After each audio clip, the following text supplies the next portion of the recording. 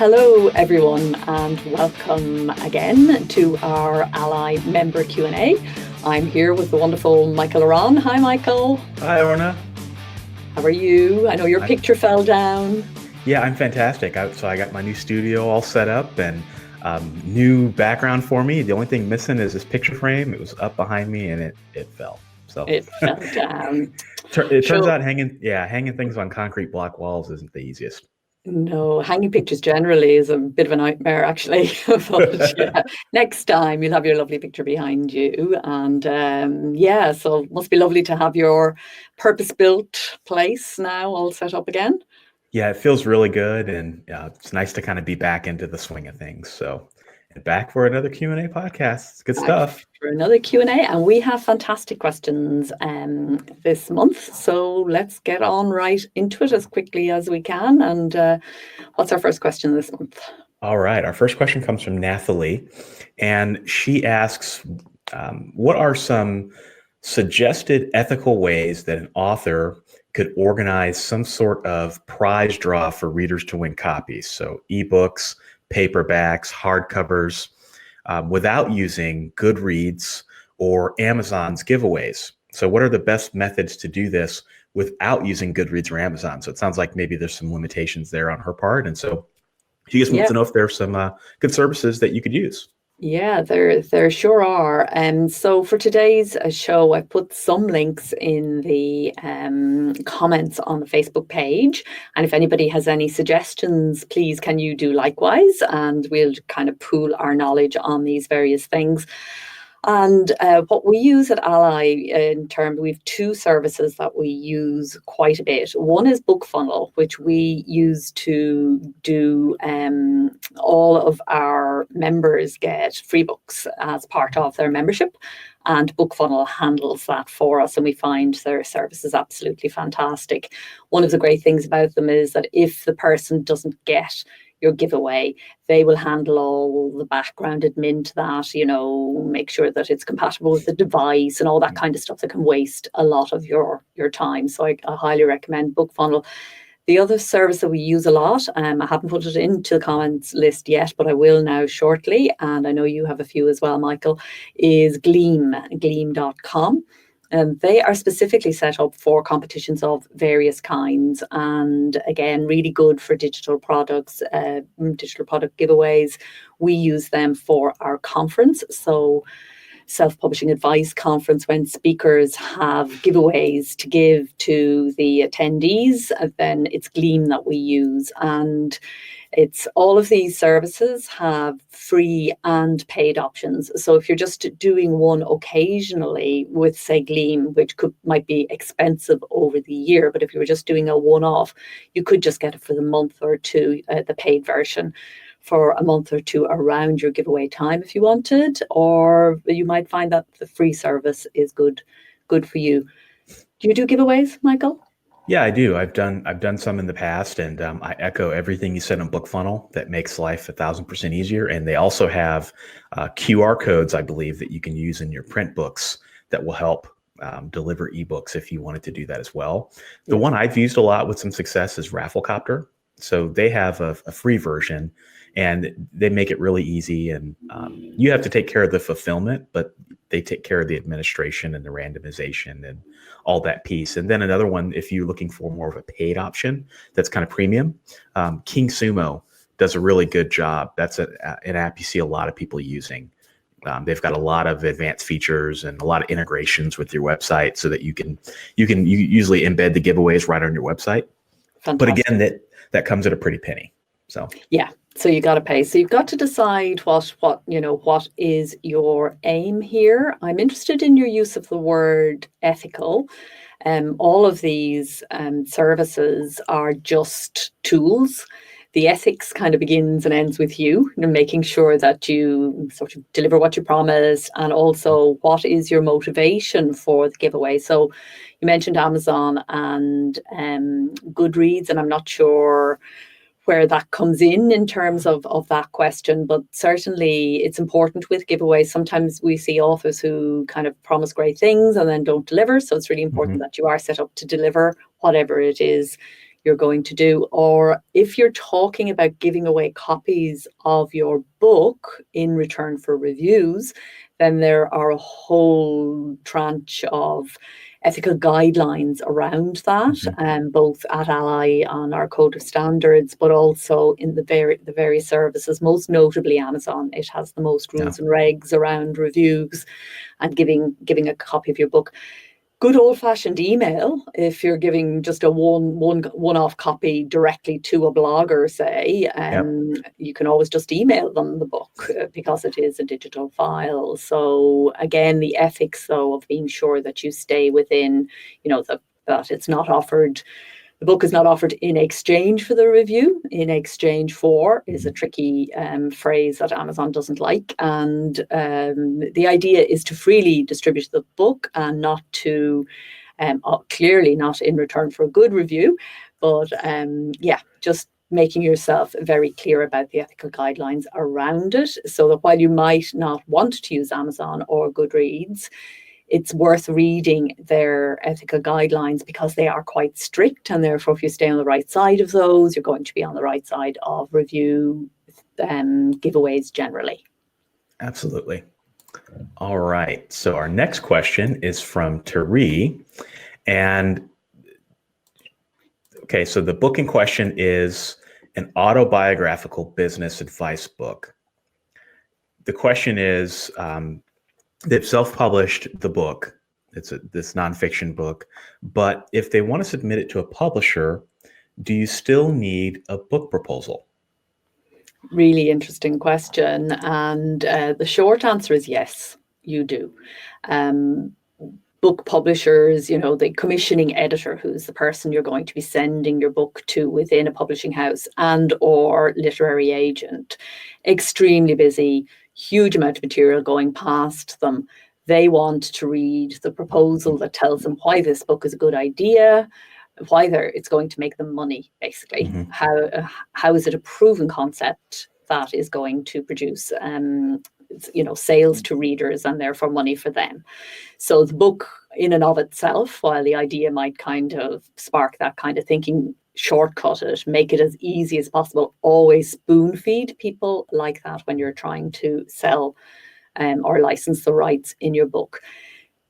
That's the short answer, is yes. I mean, the longer answer is you must be in a position where your book, particularly if it is already self-published, you must be in a position where the book is actually going to excite and delight them. So that means because it's already self-published, you have to show them, prove to them that it is actually already successfully selling. And there is a sort of a threshold around which rights buyers tend to become interested, and it's quite high. It's around, for the average nonfiction book, it would be 25,000 would be minimal before they would start in ebook, before they would start to be interested in picking it up, because it has already sold. As far as they're concerned, it's already been published. So you have to prove that it is actually already a seller once it is self-published. Now, Orna, to clarify, you said 25,000. Is that copies sold or revenue? That is copies sold. Okay. as a kind of an indication. I mean, for fiction, it's closer to 50. It depends very much on the genre. It also depends on the topic of the book. How topical is it? How zeitgeisty is it as a nonfiction book? But the more sales you have, the more they are going to be interested. If you're coming to them and saying, "Here is my already self-published book. It's sold a bit.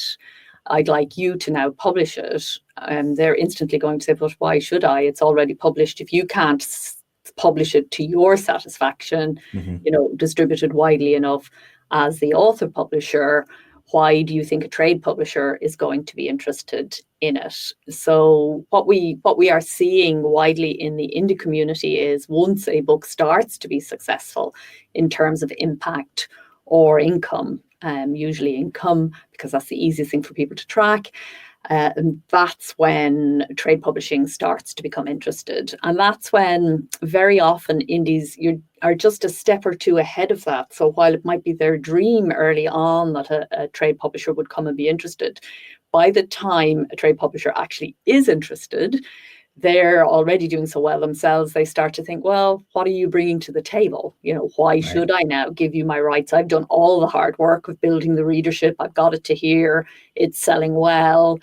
I really need a good offer before I'm going to be prepared to sell it. So in short, if you're just thinking, this is a nice I'd like to have, and I'm going to start sending my book out to rights buyers, I would say don't do that unless you have a proven concept.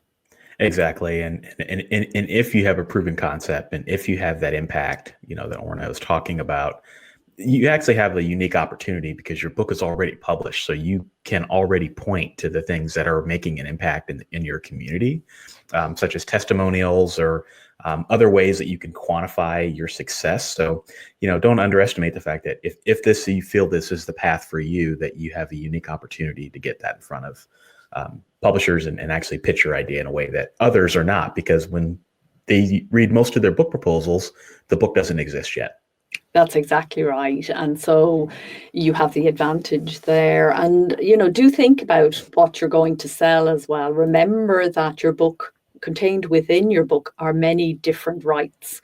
So there are the ebook English rights, which can be, which are world rights. Then there are the print rights, which tend to be territorially bound.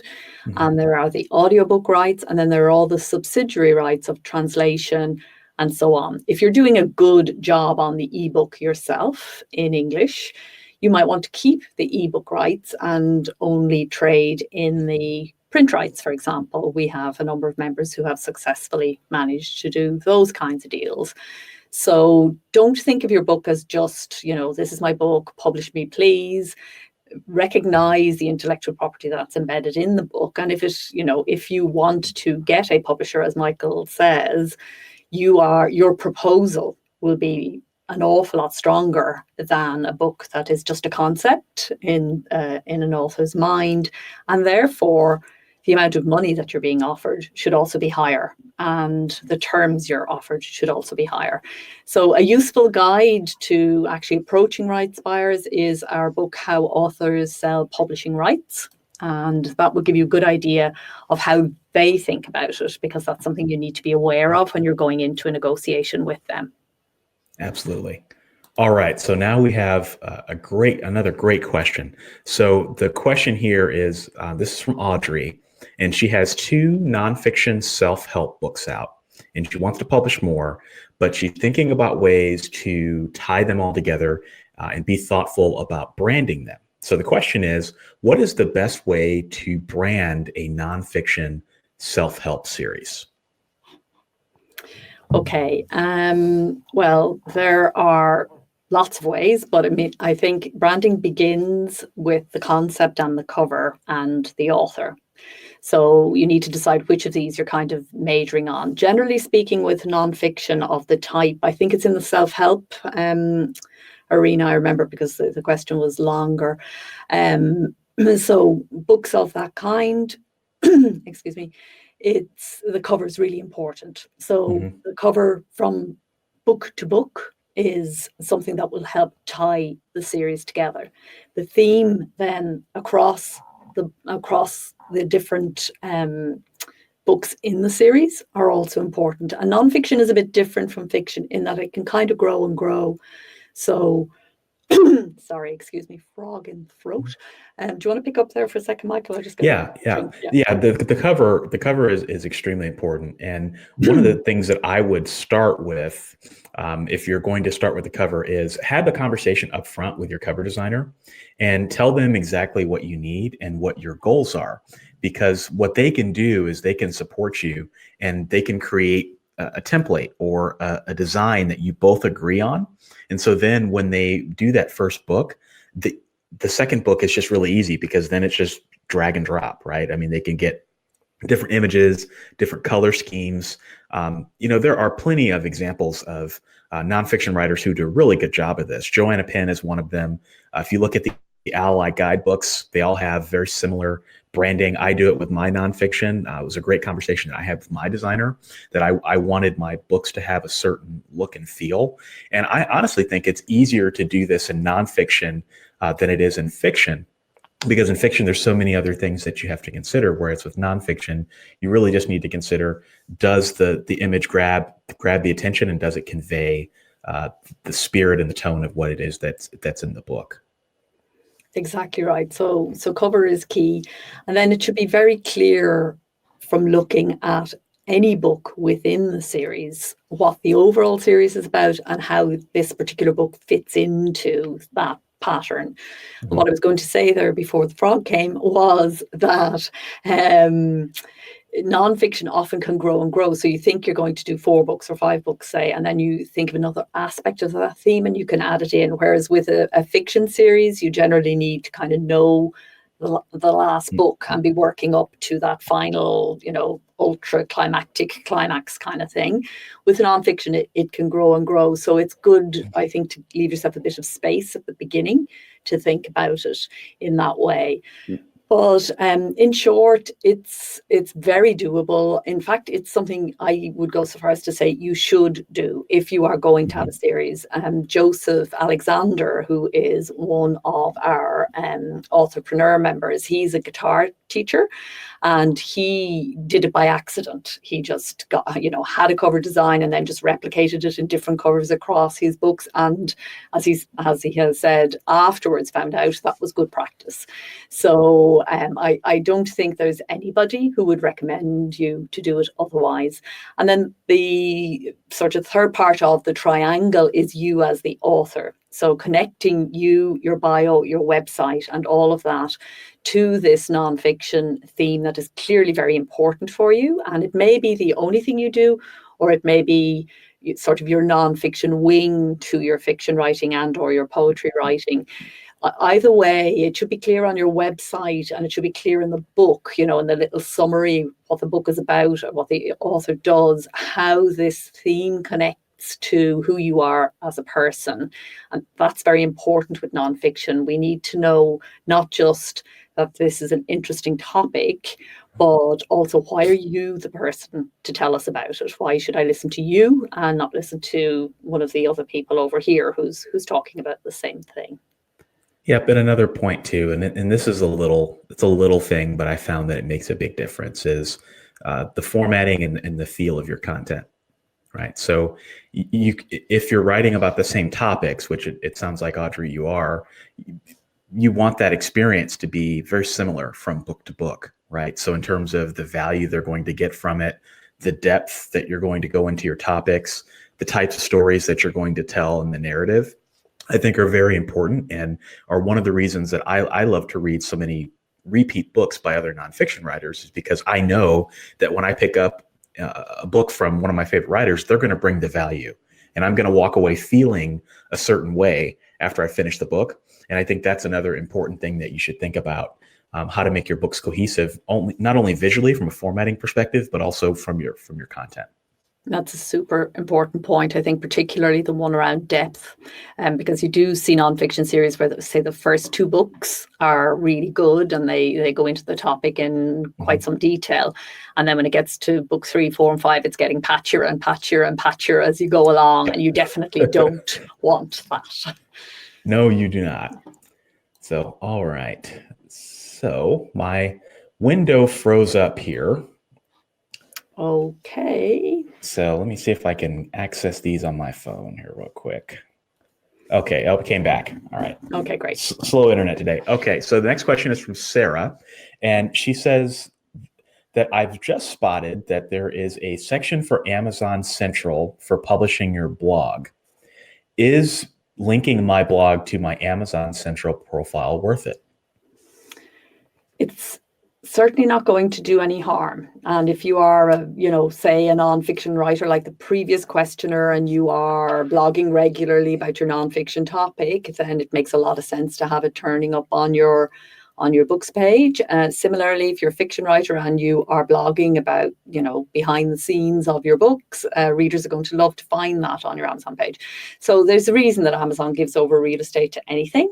And so if they think it's a good idea, it's probably a good idea. So it's not difficult to do. We have the instructions there in the comments on just below the screen here. So you can just go in. It's a matter of 3 or 4 minutes, and it just means that every time you blog, it will automatically appear on your Amazon page. You do need an Author Central account to set that up, but you should have that going anyway for all the other benefits that it gives you too.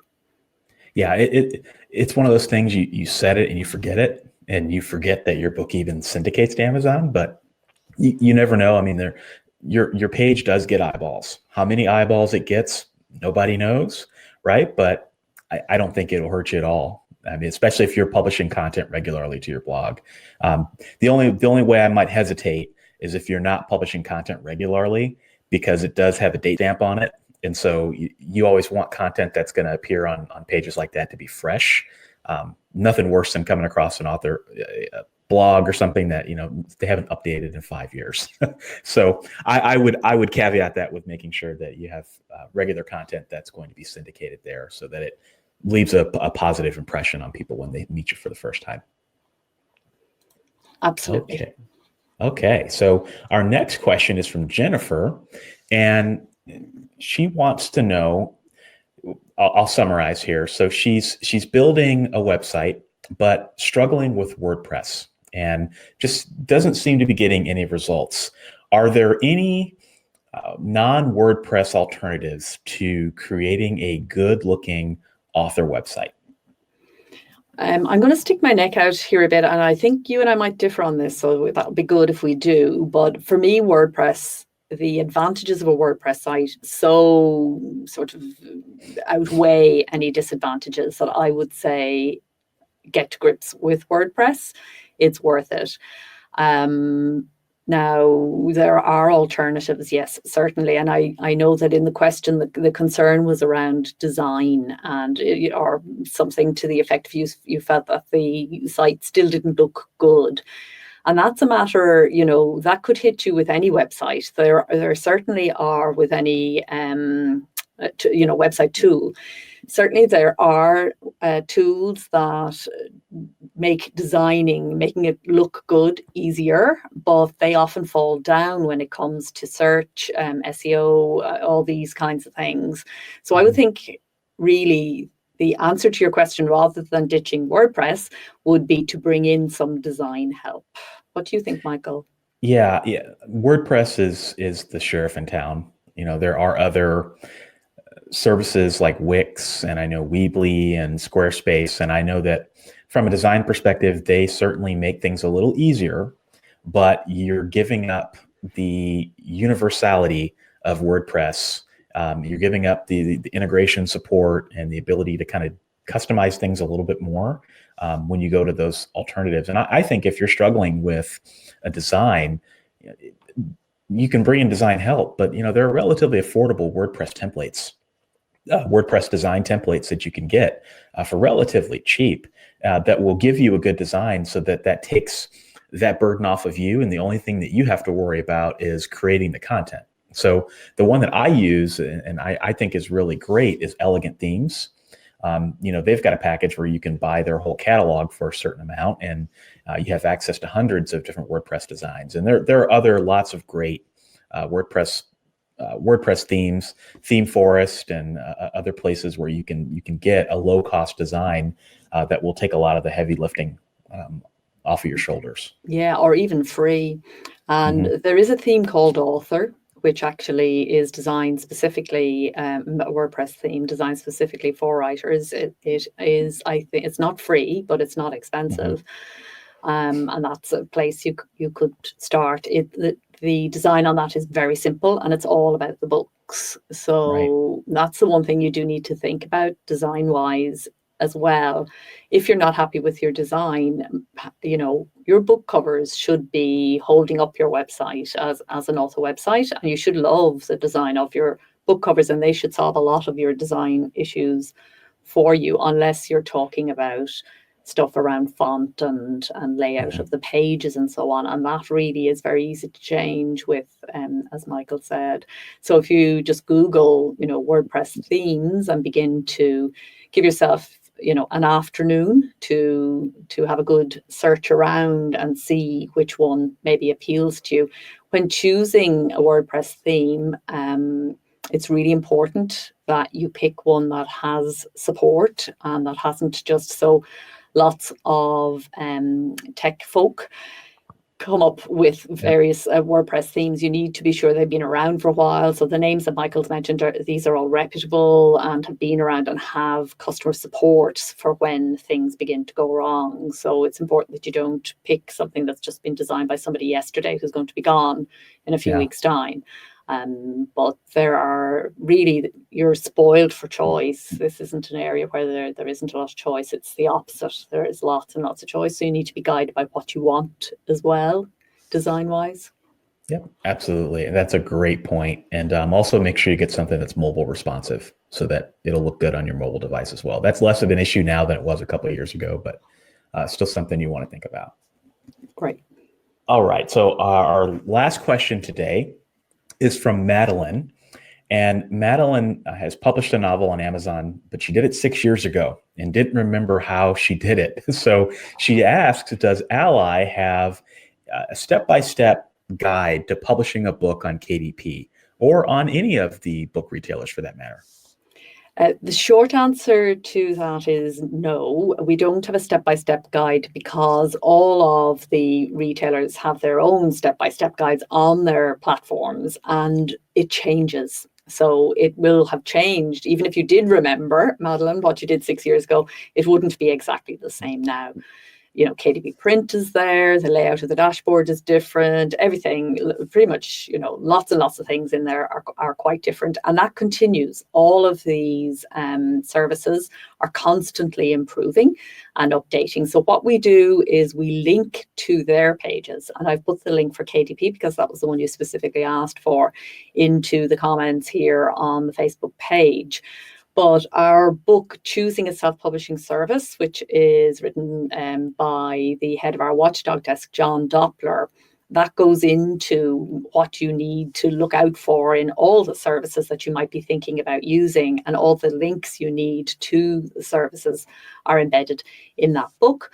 And you can also, there's advice in the member zone as well, which will take you to the pages that you want, and in the self-publishing advice centers. So there's no shortage of resources as well outside of ALLi that will talk to you about how to publish a book on KDP, but actually KDP's own page is the best page to follow, and they have now got KDP University and Jumpstart pages and all sorts of really good content, so much better than 6 years ago, which when you probably were kind of making it up as you go along. It's all there now and very well laid out, so I don't think you'll find any problems at all.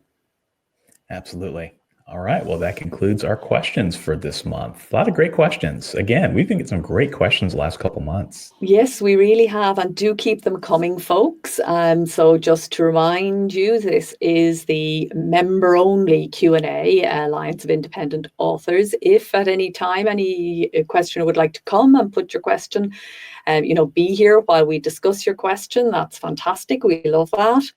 But you do need to be a member to submit your question for answering, and we're delighted to answer each month, and especially if it's something that lots of our other members are going to be thinking about and have on their minds. But if we don't answer it here personally, we will answer it privately, so your question will always be answered. Our AskALLi campaign commits to answering any self-publishing question anybody might have. So you can do that publicly here, or you can do it privately through info@allianceindependentauthors.org, or you can put it on one of our closed member forums also. So yeah, keep those questions coming. They help everybody as well as you. So yeah, that's it for what month are we in? June. We are actually having a broadcasting break in July. Okay. I forgot to tell Michael this before we came on. Okay. Yeah, we're having a break in July, and we'll be back again then with normal Q&A in August. We're doing some upgrades to the podcast. We're going twice weekly. Howard Lovey is going to be doing a regular weekly slot on Saturdays on the podcast, interviewing our most inspirational members and talking to them about how they have succeeded in doing what they do. And we'll be putting this one out on midweek going forward. And we'll still record it on Facebook Live on Saturday, but we'll be putting it out as a podcast on the Wednesday following instead of the Saturday. So yeah, just some changes and upgrades and things happening. So we're just taking a little break while we get ourselves organized. So we will see you again in August. And until then, happy writing and happy publishing. Thanks, Happy Michael. writing. Thanks, Orna. Bye now.